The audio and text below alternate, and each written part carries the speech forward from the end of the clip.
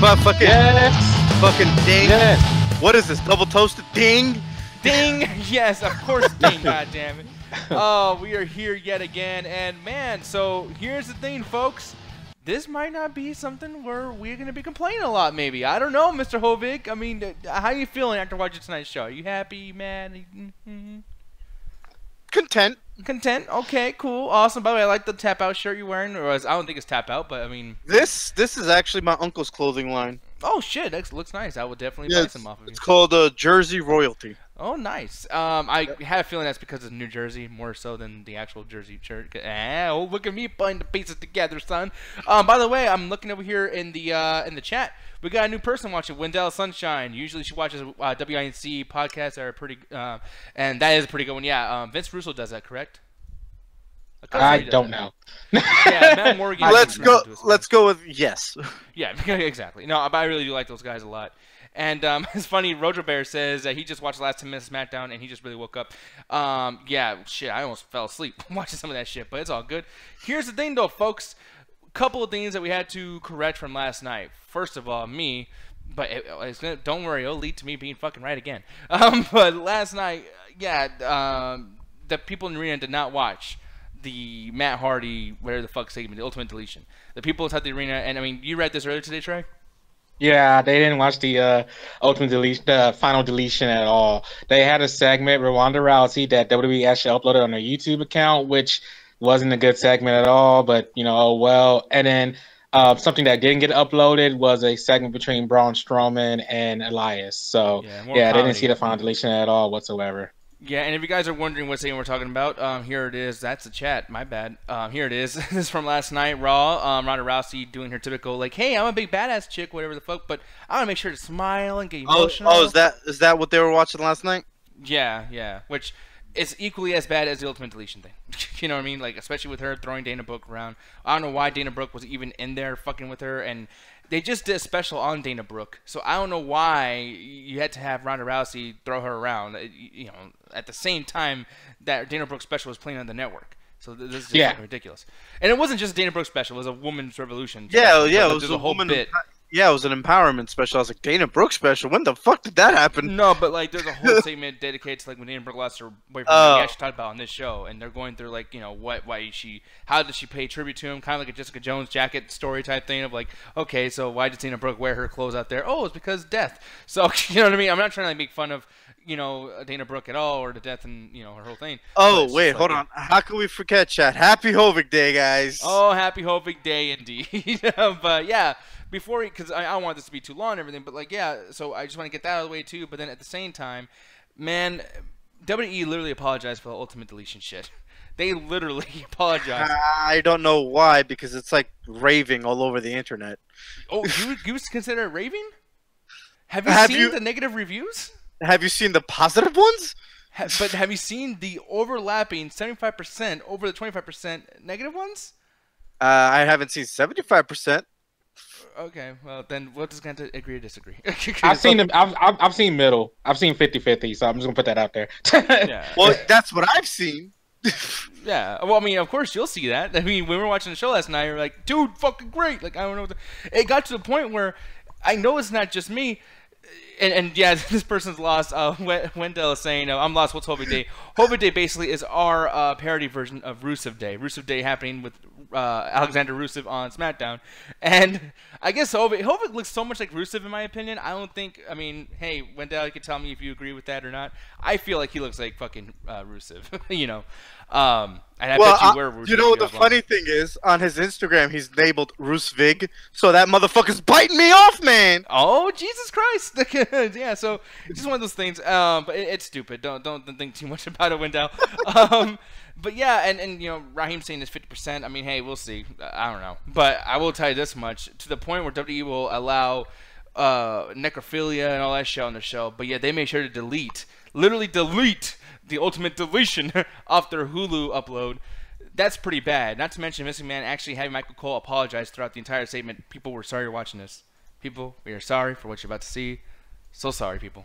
Like, this is kind of crazy. Like, they literally, it's almost like they knew it was so bad they were apologizing ahead of time. It's Tuesday night. Let's get to SmackDown. No, I know.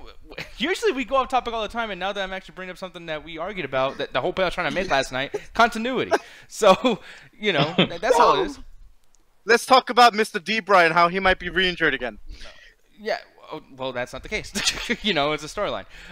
But yeah, Daniel Bryan, yeah, he's back. He's running SmackDown. I think in a shit way, because right away, you know, his character ends up ends up firing Kevin Owens and Sami Zayn for them to do the same typical bullshit.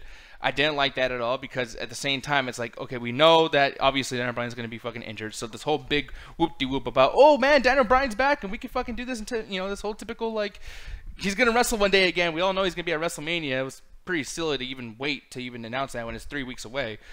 But then by them doing that, though, I just found it like it was hype. I love the emotional speech at the very beginning. I wasn't bored or anything. I thought that was really cool. And then he just did typical shit. I was hoping that he was going to turn heel or something. It would have made sense to me. And firing them, that was odd to me as well. But what'd you think, Hovig? I saw that coming a mile away. Because you know that for a fact that after all these chances that these guys got, after all the bullshit that they've been doing to, like, authority and whatnot, you know the whole firing shtick was coming one day. Yeah, I guess. But Trey, how about you, man? Okay, the Daniel Bryan stuff in the very beginning, I loved it. The speech was empowering. I was hyped throughout the whole day. Like, yeah, Daniel Bryan's back. You know, this is awesome, da da da. But one thing kept eating at my mind. He's on SmackDown. He's on SmackDown. He's on SmackDown. And that was the only thing that kept eating my mind. So I tried not being negative on social media. I was all positive about it. I was like, yeah, Daniel Bryan, da da da. And then it happened tonight where his beginning speech was awesome. His beginning promo was awesome. But then at the very end of it, it was the same old storyline of Kevin Owens getting fired. It's just this time it's featuring Sami Zayn, and Daniel Bryan's playing the role of Shane McMahon firing them. And I'm just like, really? Why are we playing this same thing over and over again? I'm getting tired of this whole, like, Kevin Owens, Sami Zayn. Well, this is Sami Zayn first time getting fired, I think. But I'm getting tired of this whole Kevin Owens getting firing thing, because it's just going to lead up to the same thing. Like, I'm thinking at this point, it's not going to be Daniel Bryan and Shane McMahon versus Kevin Owens and Sami Zayn now that Daniel Bryan's cleared to wrestle again. But at the same time, it's just the same old stuff. Yeah, and over here, they're talking about Hovig being mixed with Rusev and Harper. But the thing is, in Roja, I don't know if he was asking me, like, why I would do it as a book or whatever. He's saying, like, yeah, why the fuck would you turn him heel? The reason why I would turn him heel is because it would have made sense for the mathematics of all these storylines kind of intertwining. Like, for instance, why would Daniel Bryan team up? Because you know it's going to be Daniel Bryan and Shane McMahon. And they've been building this feud of them not getting along for about 6 months now. It's been a long time since they haven't been getting along. So with this happening, why not have a thing where it's Daniel Bryan versus Shane? You know Shane's safe. You know Daniel Bryan's safe. You know they wrestle the same. Why can't they be together? And then this whole awful storyline with AJ Styles and Nakamura saving AJ Styles and AJ Styles vice versa. It'd be great if Sami Zayn and fucking Kevin Owens was part of the championship match, because now they have a reason to save each other, because they both will be getting handicapped fought by Owens and Zayn. You know, there's a story to be had there. Now it's like, okay, why would Daniel Bryan be so mad that they fucked up Shane when he's been kind of hating Shane lately, and vice versa as well? You know, Daniel Bryan, why would he be fighting and he's the owner, and then Shane left them, so now what's going to happen? Is it going to be nobody in charge of SmackDown next week now? Like, all these weird, confusing stories, and everything's so intertwined, but yet so fucking disconnected. You know, this face versus, you know, thing with AJ Styles and Nakamura is one of the worst fucking storylines for WrestleMania I've seen in a long time too, and it could have really helped with Kevin Owens and Sami Zayn being there, and they deserve it because they've been doing such a good job with the promos. I didn't think Sami Zayn was going to be a good face, or, you know, a good heel, because he was a terrible face, but he's been great. Sami Zayn's been killing it. And now what? Like, they're just not going to be on the show? It's just, I don't know. For me, it's kind of lame. But Hovig, like, what do you feel about that, man? Like, you know, do you feel like maybe the Daniel Bryan Shane McMahon tag team match might be shitty if that happens? No, because I think it's going to fall more along the lines of Daniel Bryan in that match, because it would be like his coming home return match, whatever the hell, even though he's been home. But I don't think it would be shitty, because you're going to have 3 indie darlings in the same ring together, you know, and then plus Shane McMahon. But yeah, I honestly don't even know if it'll end up being a fucking tag team match, or maybe it would just become like Daniel Bryan versus one and Shane McMahon versus the other. Uh, which is, to be honest, the better choice, I think, for me, because I don't know. I don't know if I would want D-Bry and Shane McMahon to be in the same match together if they're not fighting each other. Only because of that whole, like, power struggle between them two, kind of sort of like in the past couple months. I was looking forward to like maybe a D-Bry versus Shane McMahon, only because Shane McMahon isn't like the best wrestler, and if let's say, for example, if this is going to be Daniel Bryan's return match at WrestleMania, I would rather have someone safer with him than someone like Kevin Owens who could power slam the fucking cunt out of him. You know what I mean? Mm-hmm. But especially since, like, his head injury or concussions or whatever the hell it is. But I would rather Shane McMahon and Daniel Bryan be a match, even though they'll probably be stupid. But I would rather them have a match only just for Daniel's sake right now. But if I had to choose, I would rather prefer Daniel versus Sami Zayn and Kevin Owens versus Shane McMahon, only because of their history together. Yeah, and over here, Kirk Lazarus saying, I thought Bryan would have turned heel months ago. Wendell Sunshine saying, let me actually go up a little bit. Wendell was saying, Daniel Bryan is too over right now. It makes more sense to turn him heel down the line, especially after the end of the show tonight. Super sympathy for the face, and there's no payoff if he turns heel instantaneously, which I agree with that. I do think that, yeah, turning him heel right now would be a little odd, seeing as how you just got this huge sympathy announcement, but at the same time, it would have been completely unpredictable. And for me, I like when wrestling's unpredictable, and this is one of those chances like, oh shit, that would have been crazy. And then also, too, it would have, like, granted, for Daniel Bryan, it would have been a subpar story, but it would have fixed stories around it too. Like, because the AJ Styles Nakamura thing needs something. I mean, now think about it this way: Shane McMahon and Kevin Owens are having a match, right? And then Daniel Bryan comes out. Oh no, Sami Zayn comes out to help out Kevin Owens again, and then Daniel Bryan comes out. But instead of helping Shane McMahon, he turns on Shane McMahon and then teams up with the Indies. Yeah, I mean, yeah. All I'm saying is, like, my only thing right now is the only storyline we have with Nakamura and fucking AJ Styles is the fact that, like, yeah, they wrestled in non-WWE places before, and it's like there has to be more story than that. And same with Daniel Bryan. The only storyline he has currently, even if he teams with Shane, the only storyline there is the storyline that Shane has with Kevin Owens. So it's not even Daniel Bryan's story. And then on top of it too is the big story they've been building this whole time with Daniel Bryan versus Shane. This whole angle they've been going with that is just gone now. Unless we're going to have that, come back from the dead of story arc, stories. Maybe that comes back after WrestleMania. But at that point, it's like Trey said earlier, same old, same old.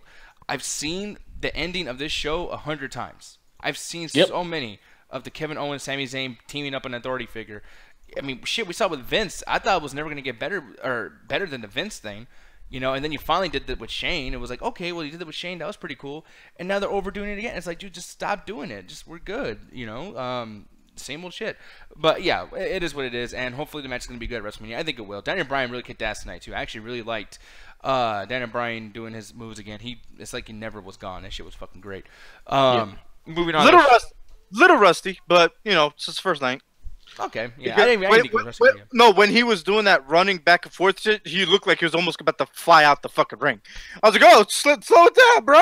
Shit. You on that adrenaline, man. He's like, fuck yeah, I'm back. I just think he was overly excited. Yeah, I know. I was like, but that's his problem. He gets overly excited and he fucking injures himself. Yeah, exactly. Slow it down, bitch. Exactly. And that's the cool thing about what's happening with him right now too, is that anything he's doing, us marks or us like think we know everything shit, we're gonna be like, oh my god, he's gonna injure himself. And now it adds a layer of suspense every time he's wrestling now, because we're like, don't break him, don't break my Daniel Bryan. It's kind of like Triple H back in the day. Every time he was fucking injured, he comes back and he does like a spine buster. Like, all right, did he get up? Good. We're good. Okay. Yeah. Or if someone does a thing to his leg, I'm like, please don't grab the leg too hard. Because, him and his fucking quads. Yeah, goddamn. I didn't even want him to ride a bike at that point. But anyways, moving on. Charlotte almost cashes in the Money in the Bank in a decent segment. Now, the reason why I'm saying that. Charlotte? You mean Carmella? Shit, my bad. White girl syndrome. Basic white bitch syndrome, my bad. Good lord. I mean, Charlotte was in the match. Yeah, okay. I fucked up. I was doing this last minute, but at the same time, too, it's like I can't tell the difference because no one has any, like, character. And here's the thing. It's all right, Nick. Just say it. One blonde bitch versus another one. Big one cashes in. Just go ahead and say it. Yeah, no, I felt bad for even saying it because I was gonna do this joke anyways. I think that's the reason why I wrote it that way because I was gonna make that joke. So I was like, fuck. But I mean, aside from that, Carmella cashes in or tries to cash in the Money in the Bank, and I gotta tell you, aside from that match being way too fucking long, that was a cool ass segment. That was pretty neat. I thought so. Man, I thought she had it this time. God, it was like pretty convincing. I was like, okay, that's how you need Carmella to do something at WrestleMania. That's how you fucking do it. All right. And then he didn't do it, which I'm kind of glad they didn't do it. I'm not gonna complain about the writing of that. That was done well. You know. At this point right now, I just want to know when she cashes in, is she going to be successful? Like, her and this fucking Money in the Bank briefcase has been so like intriguing to me. Like, granted, like it's kind of been annoying they haven't really done anything with it, but every time they do, it's like, bro, like what are they waiting for? Yeah, it's weird. And just like all the what do you call that controversy behind that win with James Ellsworth being technically the first ever women's with a dick Money in the Bank winner. You know, like it's just it's crazy. It's 2018, bruh. Yeah, fucking stupid. I hate that shit. But Trey, what'd you think about this segment, man? Did you feel like that was a wasted opportunity for them not to have her win the championship? I actually thought I'm probably on the opposite end of this. I thought it was dumb she was cashing in the Money in the Bank around that time. I was like, Carmella, what are you doing? Like, Charlotte's still, she's not really down. Like, what? Like, you coming at the wrong time. Because as soon as she got in, Charlotte was already up again. I was like, Carmella, you fool. Like, like I don't know if I was just like looking at the ring really or something like that, but I just saw Charlotte and Natalia were kind of down, but not really down, I guess, because I thought they were gonna pop back up. Because I was kind of into the match, really. I liked it, but I was like, okay, it's gonna be a typical they're gonna get up and then punch each other thing. But then next thing you know, Carmella came out, and I was like, no, like this is the wrong time for you, honey. Like, like when Natalia would have done her like her finisher or something like that, it would have been more believable. I'd be like, yeah, Carmella, go get it. But because how things was set up, I was like, no, don't do it. So she kind of doomed herself in that, and I think that was kind of the point of it. So I didn't think she was gonna I don't think she was really gonna succeed in this because the way the things were doing that match. But I'm actually wondering if she's gonna win when she cashes in as well, because like if she does it at WrestleMania, I mean it's gonna be against Asuka and probably, and I don't see Carmella being the one that ends Asuka's streak. That would be weird. See, that's like the thing, that would really be weird. What do you think? God, if it was her that ends up breaking Asuka's streak. Well, no, the thing I was wondering is, would they do something where basically she comes in and, makes a triple threat match and then she doesn't pin Asuka? Does that technically still kill the streak? Because they got away with that before. Brock Lesnar lost a triple threat match once. And he lost a match through disqualification, but they still called him the undefeated Brock Lesnar. I mean, I don't know if you guys remember that back in 2002. He technically lost to the Hardy Boys and RVD. So, you know what I mean? Like, I don't know. But I hope they do the same thing with this. I mean, granted, it'll be typical, like, oh, WWE, they're full of shit, man. They found some kind of way, I mean, even the Goldberg streak, he didn't have 181 fucking wins. He was only on the show for so long. I mean, he had like 40 wins, but they just made up fucking numbers, So, yeah, I mean, wrestling's fake, but at the same time, it's like, with that mentality of wrestling's fake and it can fuck around with the rules and fuck around with the way they build somebody, technically Asuka can be still undefeated if Carmella comes in and beats Charlotte, and I think that would be really cool, because then you still don't have Asuka winning the big Mecca and have Asuka chase the title some more after WrestleMania. That'd be kind of interesting. And then Carmella being able to get away from Asuka all the time, losing by count out or disqualification or whatever the fuck, that might be a pretty cool little thing. I want to see that, but who knows. Moving on though, Mahal, Jinder Mahal, my boy, and yes, I know Trey loves him a lot. Fake. Yeah. I hate that shit because I actually thought that Trey really did love him, but no, he really doesn't. People don't believe that shit. Yeah, but he does though. All praise the great Maharaja. But yeah, man. I mean, I gotta say. And by the way, too, let me just go ahead and look in here because the chat's talking shit. Kirk Lazarus says, "I think Nick has a shot with Tyler Breeze." I would fuck the shit out of Tyler Breeze. He's a beautiful young man. Wendell Sunshine saying, "I don't think she'll win the title with the cash-in, but she will definitely be champ sometime this year." I think so too. Not just because of the Money in the Bank, but just because she's a good wrestler, good on the mic. I like her character quite a lot. Hold up. What was that? What if she cashes in at WrestleMania, on Raw, but on Raw? Yes, that'd be well. Because for one, I've given up on any kind of hope that Nia Jax will win anything. So I can imagine that she comes in, triple threat match, Nia Jax fucked up Alexa Bliss. Carmella knocks Nia Jax out of the ring. Booyah, there you go, Carmella, new champion. That'd be great. And it'd be perfect too because apparently Big Cass is coming back, and guess what? Carmella's boo is on Raw. They broke up. Just so you know. They broke up. Oh, yo, Carmella. Right on it. Yeah. Okay, so but yeah, like but yeah, fucking Kirk talking shit. Raheem saying it's not about love. Oh, fuck you. She's talking about God damn it. I'm sorry. I just like reading the YouTube chat sometimes. You guys help me out a lot. And yeah, sometimes Raheem does the fucking opposite. Raheem, you fucking weirdo. But yeah. He's the heel to your face, Nick. He really fucking is. He's gonna get turned on by you saying anything in my face. But in your case, you're probably heel and heel. I'm heel to everything. I'm just a bad guy all in all. Now I don't have any footage for this, so I'm just gonna bring this up, and it is what it is. Jinder Mahal, basically, he's back in the United States Championship run. Basically, he's gonna be facing against Ronda Rousey. Holy shit, Robert Roode, Bobby Roode. I don't know what the fuck they want to call him. And what's the other boring motherfucker? Randy Orton. Randy Orton. Yeah, there you go. It's like I forget these guys' names because they fucking are boring. I'm sorry. Tonight was like the most boring segment of the show was that shit. Again with the Scene Brothers, like the Scene Brothers are worse than J&J Security at this point, man. They're worse than Mean Street Posse. They're terrible. Get rid of them. Damn.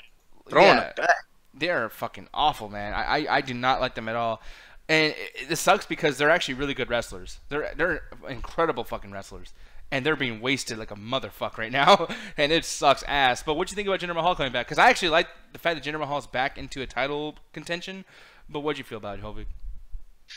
I thought it was whatever. I did love the fact that what's his name? One of the Singh brothers. I forget. I don't know who the fuck is his name. Yeah. I mean, yeah. But I do like the fact that he's still fucking Jinder Mahal's punching bag. Yeah, I guess. But Trey, like, what'd you feel about the that whole thing with Jinder becoming part of the United States contention once again? I'm with you. The segment was pretty boring. It just kind of felt forced, and that they felt like they need to give him something. And it's not like in the way where Braun Strowman gets something. It was more just like, hey, I'm Jinder. Screw America, even though I kind of want this American title. Yeah, so it was kind of meh.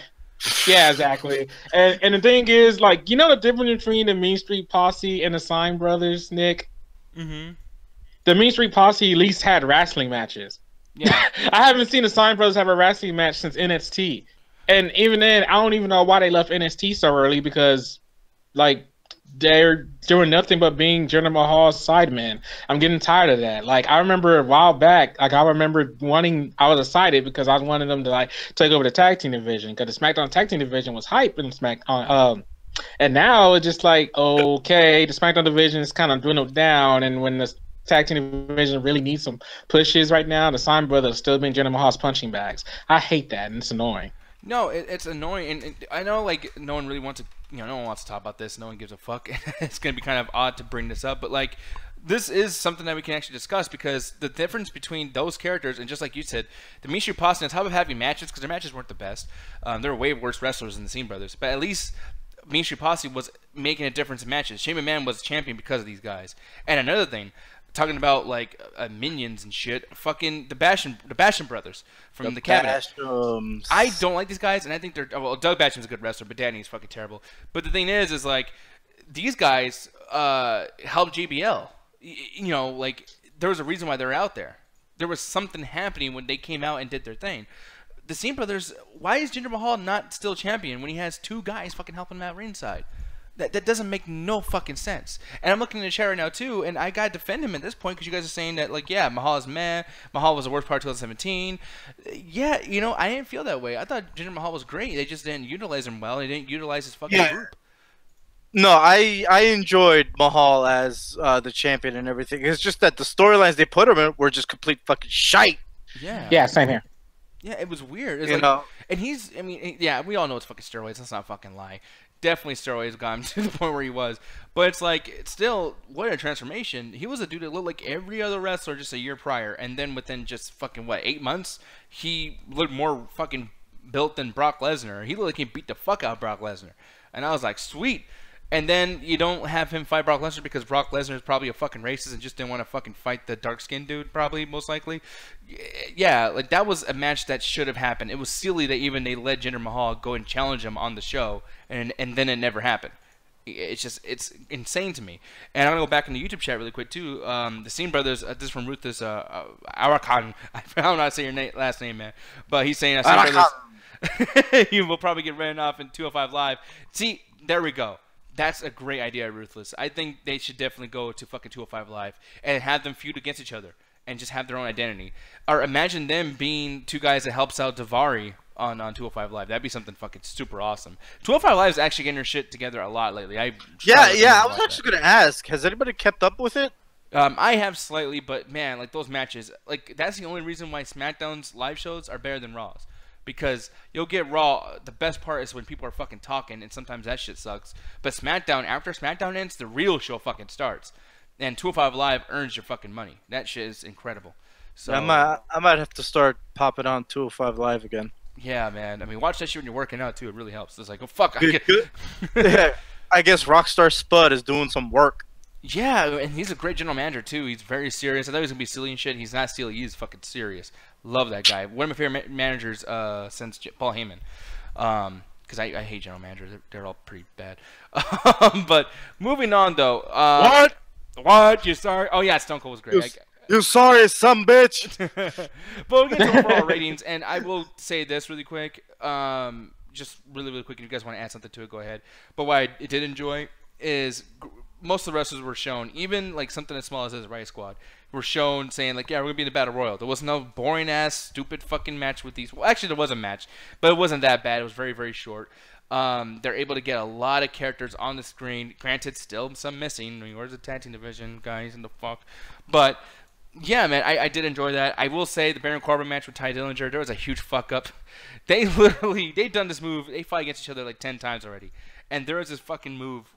What's that thing called? It's like Abyss's move, where it's like the side slam thingy. I don't know. Yeah, the sideways slam, I think. Yeah, End of Days, I think they call it or some shit. But anyways, yeah, he does a move to Ty Dillinger. Ty Dillinger fucks up. It was like a Roman Reigns Undertaker moment. And Ty Dillinger just runs out of the ring for no reason. Just like he just swings him out. It's like, what the fuck?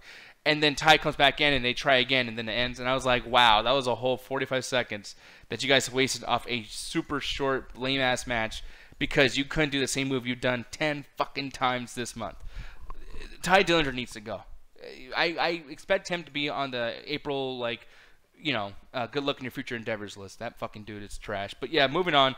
I give this show definitely a 3 out of 5. It was pretty right in the middle because the stuff that was good was great. The stuff that was bad it might as well not have even been there. But nothing really too bad. This was definitely better than Raw. So that's it for me. Hoping, how about you, man? Anything you want to add and what's your ratings? I give it about a good 3 out of 5 as well. Like I said, pretty content night. Considering coming from me, who wasn't always like the biggest Daniel Bryan mark, tonight, like his shit that he the promo that he did, it kind of got me pumped up, especially since after like some bullshit news I got yesterday, and I was like, fuck you, Daniel. Now you got me wanting to get up and go do whatever the fuck I gotta do. So, it was actually pretty good. I'm looking forward to seeing what they're gonna do with him, especially if it's gonna be at Mania, because I mean they're going back to New Orleans, where that's where he got his WWE Championship win from the Authority. But so let's see what happens with that. Other than that, pretty decent matches tonight. Some promos were okay, but just want to see where everything goes. So yeah, 3 out of 5.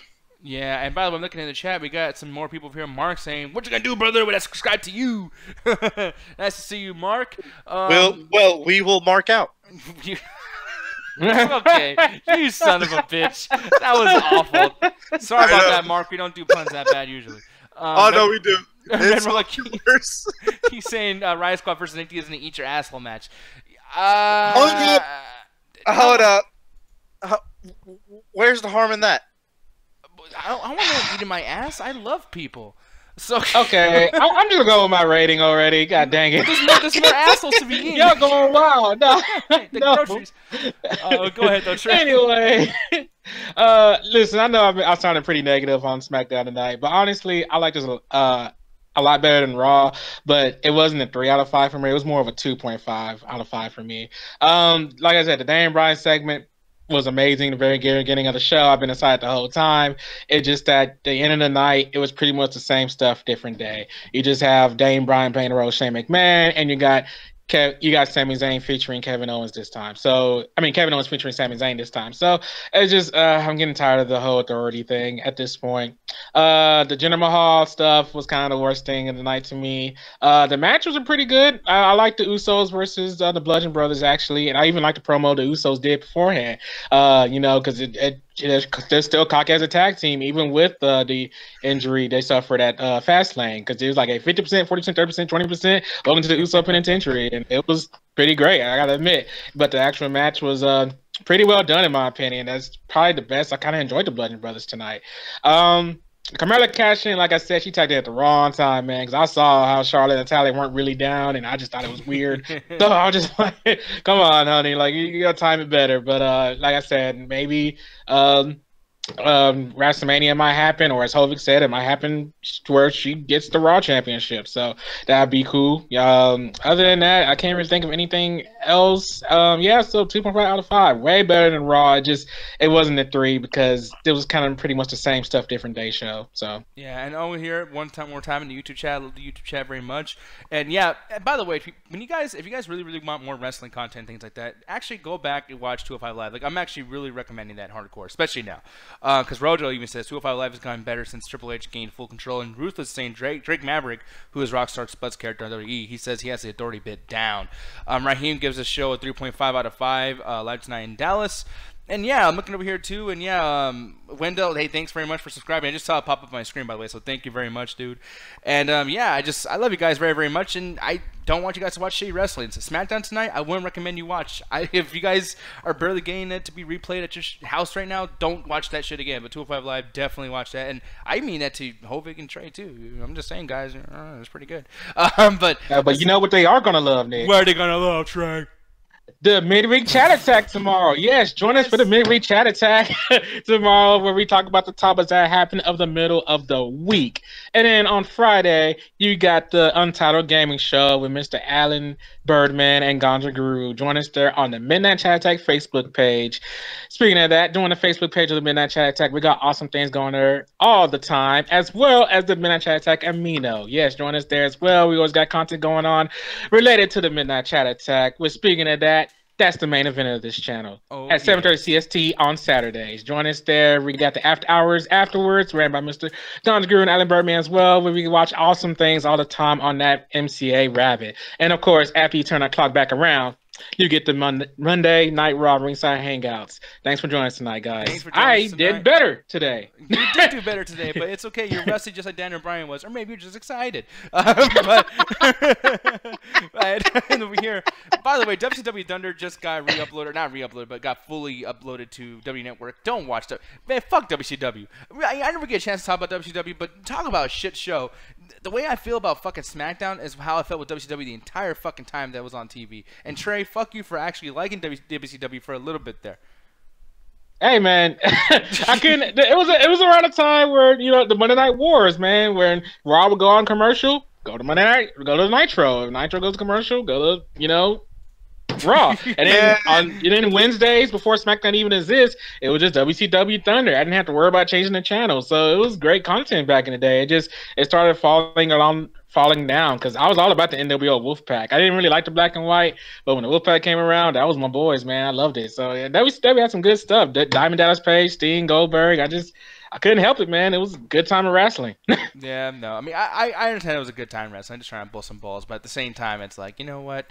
I remember being angry at wrestling when I was young too. So it's not just nostalgia. It's not just the Attitude Era, folks.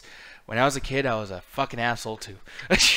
So with that said, I hope it's like, yeah, he's a fucking asshole, guys. You don't even know this guy's. No, I was just agreeing because I was like, yeah, I know that feeling.